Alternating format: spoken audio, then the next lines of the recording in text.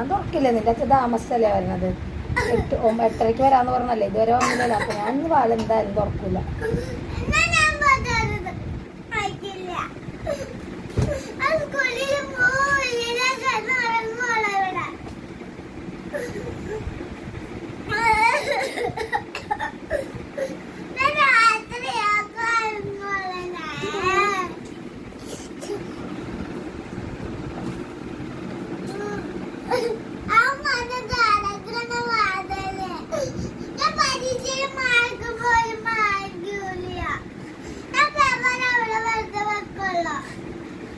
എന്തിനാ പേപ്പർ അവിടെ വെറുതെ വെക്കണത്?